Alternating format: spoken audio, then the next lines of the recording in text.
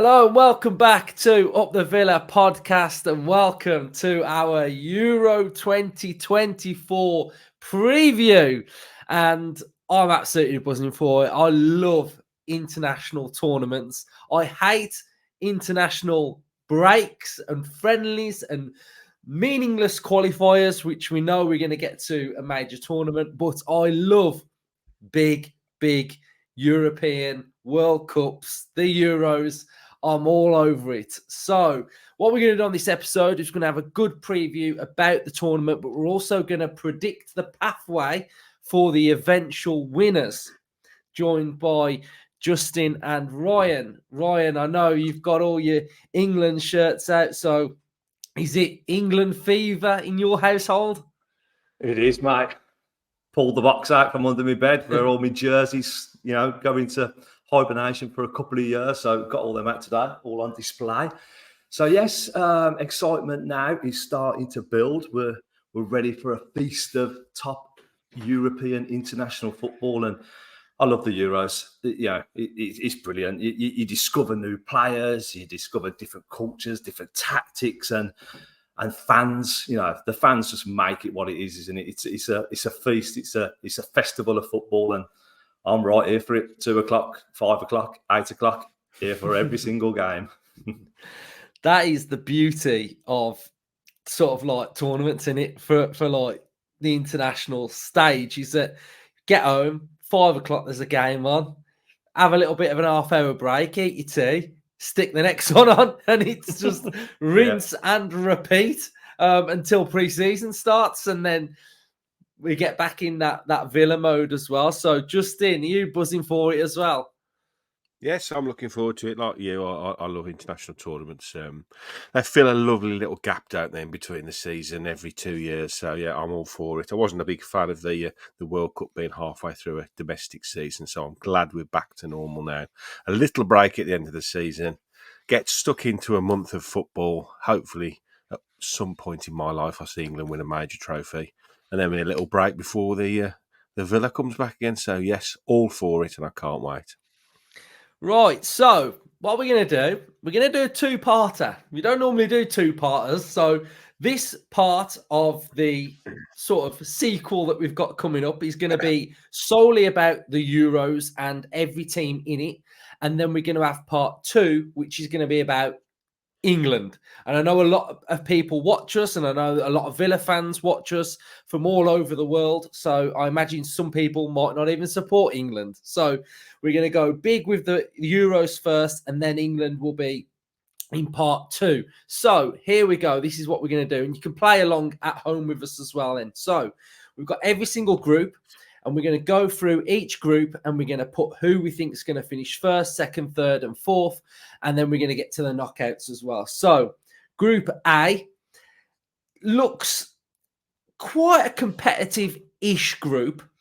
I think it's important to note that Germany, who you can never doubt the Germans, and with it being in their own country, you can't doubt them even further than that. So they would be one of my picks to get to the semi-finals anyway. Scotland have gone into this with a great campaign, but they've tailed off a little bit. But they would also be a little team that I would keep an eye on, just thinking they could possibly do something here. We've got John McGinn as well. So we've got the John McGinn, and we've got Villa watch, haven't we, to see how the Villa players do. But Justin, we'll kick it off with you then. Who would you say is going to be top of that and then down to fourth place? And then if we disagree, then we'll probably chip in there. No problem. Yeah, I mean, Germany over the last few tournaments have had a few wobblers, haven't they? But I think home bias and home, team advantage, if you like, is a massive thing in European tournaments. And I see them topping the group pretty comfortably. Oh, you would think they'll win all three of the games. But after that, it's a bit of a free-for-all. But I think I'm going to have to use my... I'm a split on this one because obviously England-Scotland is a massive rivalry, but I'm going to I'm going to head my John McGinn love. I've just been watching a video of him arriving in Germany with the Scotland I've team, seen it. doing his little dance with all the Germans. I mean, the bloke is an absolute legend. Honestly, I love that man so much. So, for that and that reason only, I'm going to say Scotland can nick into what will be, I think, a very tight 2, 3, and 4. I don't see a lot between those three teams, to be honest. So it's going to be, could even go down to goal difference. So, head-to-head games are going to be huge with those three teams. But I think Germany win all 3 games, then it is literally a lottery of the other 3. But I like to think Scotland, with the way they go into tournaments and historically, they just go for it, don't they? And I love that. They love the underdog tag. They love going into tournaments and just saying, we're here and we're just going to have a brilliant time. So hopefully they can nick through in second place and make it very interesting, and we can watch John McGinn for a little bit longer. And then for me, toss a coin for the other 2. I think looking at the betting odds, Hungary are marginally, I think, better. No, is it Switzerland? Sorry, yeah, Switzerland, Hungary. So yeah, I'll probably stick with that. I'd say I agree with that. I think the important thing as well is there's a couple of third place teams that are going to be able to go through as well. So Yeah, I think that gives some teams that other opportunity as well. So I think that's pretty much sorted. Ryan, you can kick us off then with Group B, which looks, is that the group of death? I think that's probably the group of death. So good luck, mate. Yeah, that's a tough one. That is a tough one. I think, just going back to Group A, I think you just done Hungary a little bit of injustice there. Remember, they've done the double over us they've done the double over us in the Nations League, didn't they? Sabazlai, and I don't know. I can't find. I just quickly wrote down Germany, Hungary, Scotland, and Switzerland. So they're my little dark horses, Hungary. So anyway, on to Group B, the group of death. Like Spain. I think Spain top the group. They have got a strong 11. They've got some good, talented young players. And I just think they'll just be too strong for that group. In second place, I'd say, it's tough, isn't it? I'd say Croatia. They always show up, don't they? They are excellent, an excellent nation of tournament football, aren't they? They're very well experienced. They keep it tight. They've got some top quality players. So I think Croatia just nicked that second place for me ahead of Italy. I don't know what to make of Italy at the minute. They're going through a transition now. Obviously, they've lost the old guard at the back, and I feel like they're really lacking up top as well.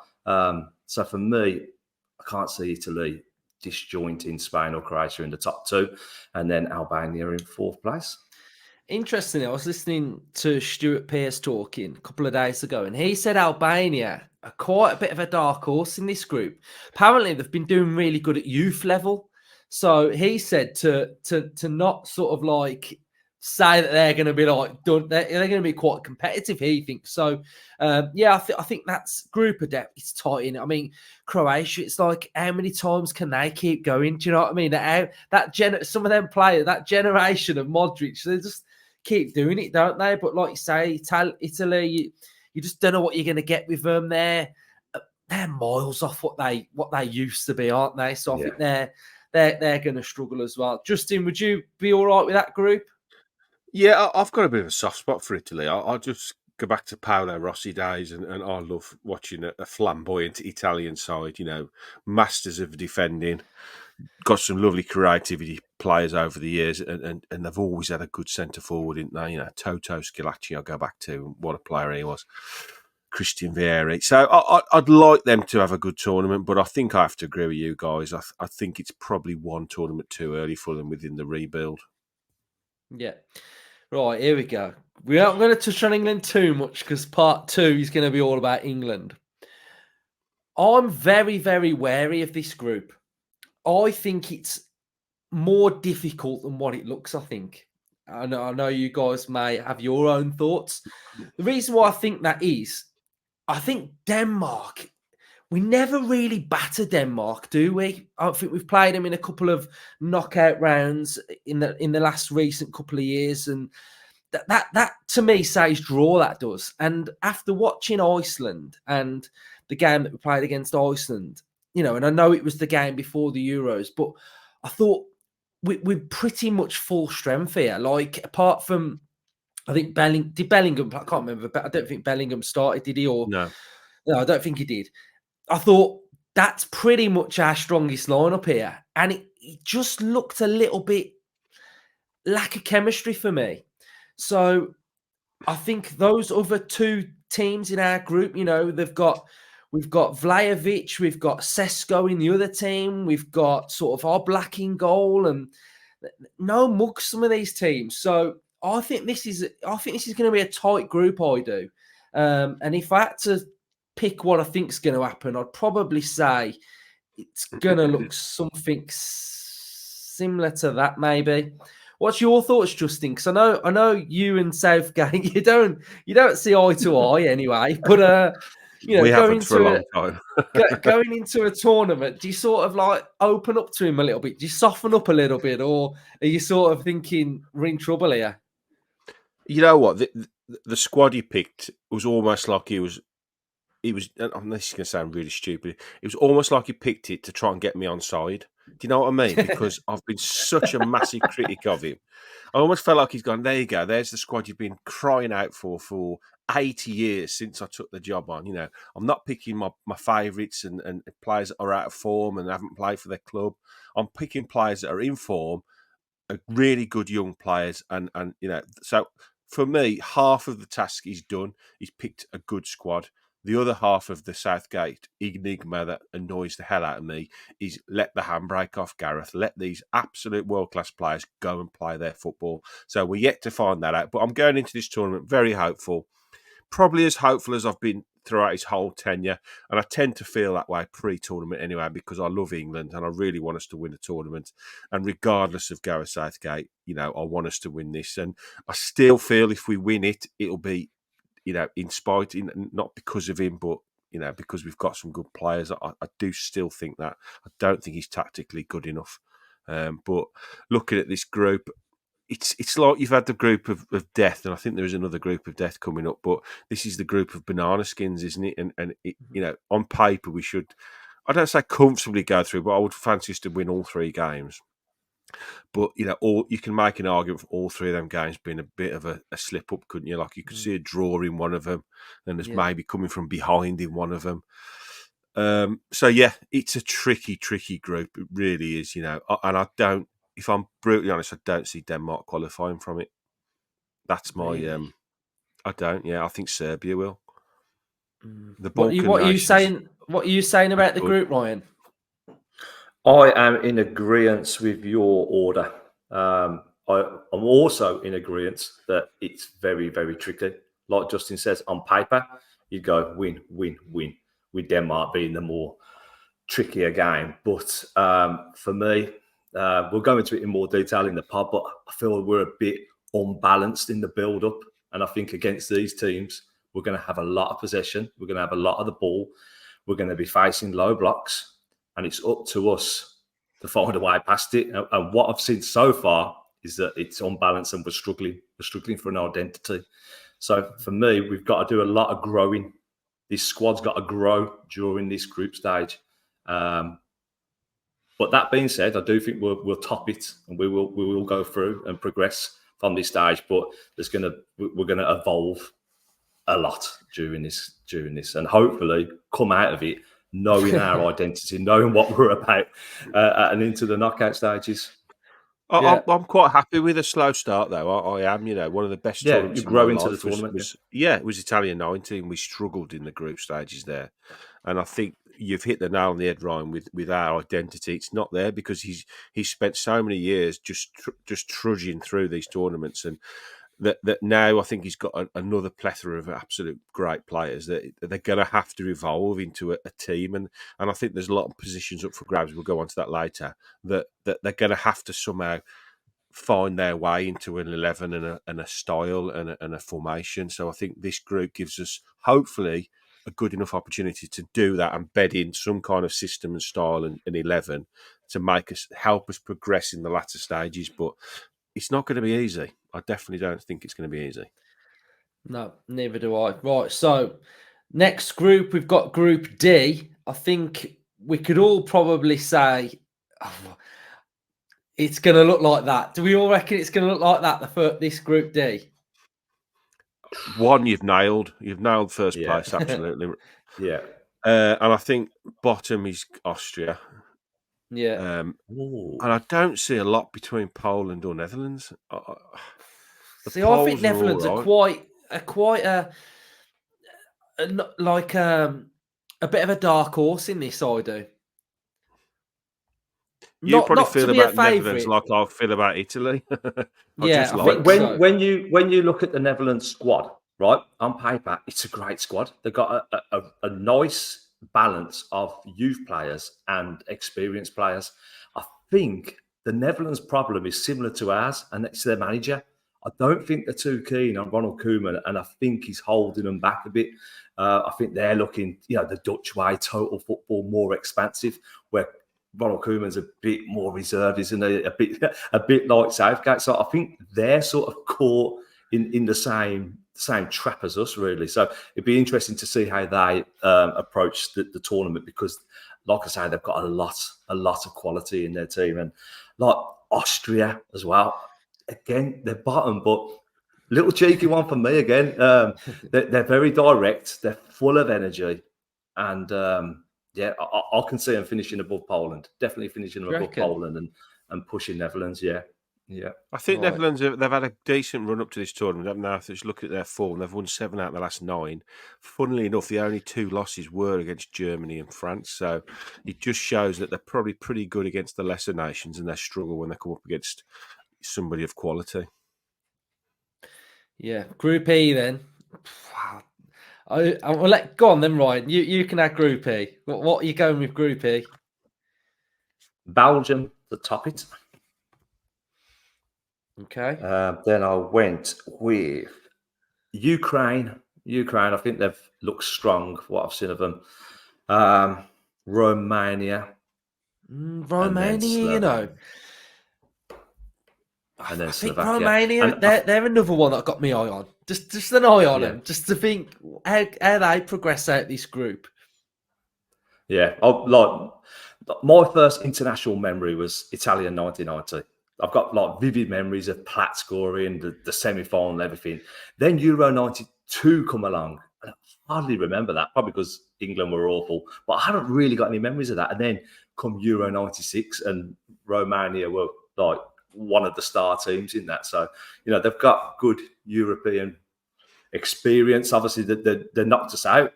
The one, was it 2004? I think, was it? Yeah, we give away a penalty or something. I think it was Phil Neville, and they knocked us out then. So, they've got good experience. And interestingly, I think this is the group that we will play on it. I think whoever finishes third in this group, or second, if we was to top our group, obviously, I think you're looking at facing one of these teams. Yeah. F then. Justin, far away Group F. Portugal, I'm putting them top. Yeah, I think so. I don't like Portugal. I really don't. Do I've you got know a what? soft spot for them at all. I think they're going to go pretty far in this with that Yeah. team that they've got. They are strong, yeah. They are strong. And then I think Czech Republic. I think they'll. I think I'll go Czech Republic, Turkey, and Georgia. Yeah, I think so.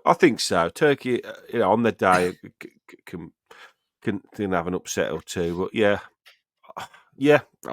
it's a bit of a meh group, isn't it? That's a tough one to call.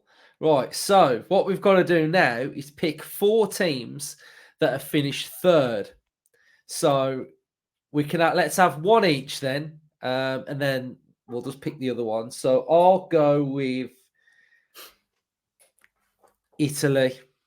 Ryan? Turkey. Justin? I was going to pick them. What's Group D? Just scroll up a second, because sometimes you have to look at who you think. D. Yeah. French one. Switzerland. Okay, and then should we go? I'll imagine Romania. Anyone got anything different? Romania. Yeah, I'll go Romania. Georgie Hadji days. Yeah, Romania then. Right, so now we're into the round of 16. So we'll fire through these then. So we'll like just blitz them. Right, we'll have one each then. Justin. Obviously, Romania. No, Spain. Right. I'll pick this one because it's just easy. Isn't it? Yeah. Germany. Ryan. Yeah. Oh, you've left me an easier one. Portugal. Right. Oh, Justin, you can have this one. Netherlands or Ukraine? I've just been saying Netherlands aren't that good, but now I think they. I'm going to go for an upset. Oh, Ukraine. I still don't think Netherlands are that good. There's going to be an upset somewhere. Oh God, this one's tough here now. Belgium, Italy, Ryan. Go on, Ryan, say it. Belgium. Oh, I don't know about Belgium. Not sure this tournament. I think Really not Italy, sure. dark horse, Italy. Yeah, right. France and then just Easy. oh, that's a good one, isn't it? Scotland Oh down there. God, England. Yeah. Do you reckon England? England, yeah. And then Scott. Oh, go on, look at this. Scotland. Go on, that'd be Shall we? amazing. That would. Go on, do it. Do it. Quarterfinals. You imagine England, that? Scotland. Oh, that would be epic. Oh, look at that. Right. And that wasn't preordained either, was it? No. I'll just put this out there. We did not know that was going to drop up there. Right. Let's go back. Let's do this order now so we work out. England, Scotland, quarterfinal. We're going to win do we do 3-1 and John McGinn's going to score for them. That'll do. Oh, England. We are. Belgium, France. Ryan. You gotta go with France. I think so.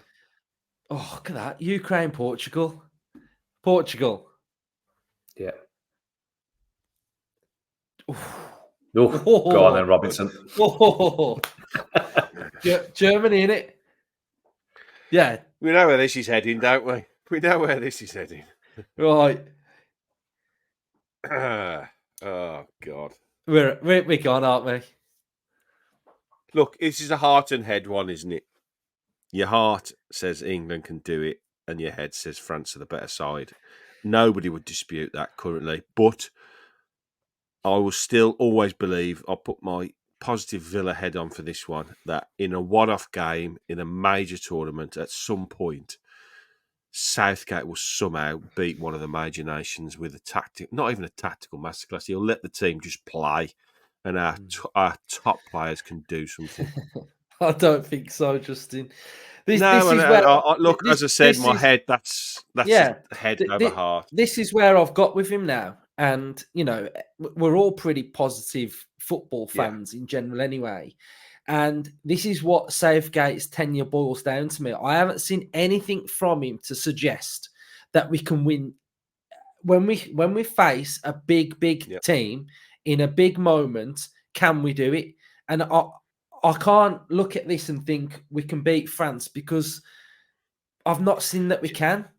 Do you know what, Luke? It's not even can we do it, because I'll stand by it. We can do it. We're good enough to beat France. We've got the players to beat France. We've got one of the best squads and best eras of football for England I've seen for a long time. The problem is with Southgate is he can't put a tactical plan together to counteract all of the threats that France have got. It's like saying, right, okay, Gareth, how do we deal with Kylian Mbappe? Right. That's the problem for me. That's the. I know that's like saying how do you deal with the best player in the world. It's obviously very, very difficult, but we have got players that could do a job against him. We have, but you've got to be tactically sound. Give me Unai Emery with that Villa team and saying, right, that's who you're up against, and he has had history of pulling off brilliant wins against teams that he shouldn't have beaten in major games because he's tactically sat down and come up with a plan to counteract the opposition. And like you said, Southgate has done nothing in his tenure in the big moments, in the big games, 1-0 up against Italy in a final, at home, in a home tournament, and tactically he couldn't win that game. That's the big concern. What do you think about this game, Ryan? Different to me and Justin, or? I think as it stands right now, me not fully understanding how we're going to approach this tournament tactically, philosophically, I'd say France on paper. I'd say France are more stronger, more dominant, more experienced tactically, like Justin's touched on. I think they'd do a number on us again. But obviously, I am adjusting with my heart. We've got strong, passionate hearts. The three of us have about our football clubs and our nation, and you'd back them on the day, and the whole build-up and everything like that. But I think as a prediction, and as we're sitting there now and reviewing it, France for me. Yeah, I think it's 8 out of 10, isn't it? 8 times out of 10, France win that game. Yeah, but I 10 think times out of 10, England can. I think like you guys have said during we've done this episode that start off slow in this tournament. If we build into it, we gain momentum, we start playing well, the belief starts to grow. We're playing well, we're making good substitutions. When you start getting to that sort of last 16 quarters, you can start to feel that we can do it maybe. But right now, and our better players hit form. Yeah, like right now, I don't think we can do that. So Germany, Portugal, let's all vote on who we think. I'm going with Germany. Ryan? You've been outnumbered anyway, mate. I guess so, yeah. But I don't know. I've just got a feeling for Portugal this tournament. Even to possibly win it. I did think it would be a Portugal-France final. And am I right in saying they beat France, didn't they, when they lifted it? I'm sure they beat France, didn't they? I don't know. I've just got a thing for Portugal in this tournament. So I would have voted Portugal. I think that's definitely the semi-finals that I'd say the 4 strongest teams in this tournament are Germany, Portugal, France, and England. They're the 4 that I think are the strongest. But we all know that one team will just come out of nowhere and be in that semi-final. You just think, Jesus, how did they get there? Probably Scotland then.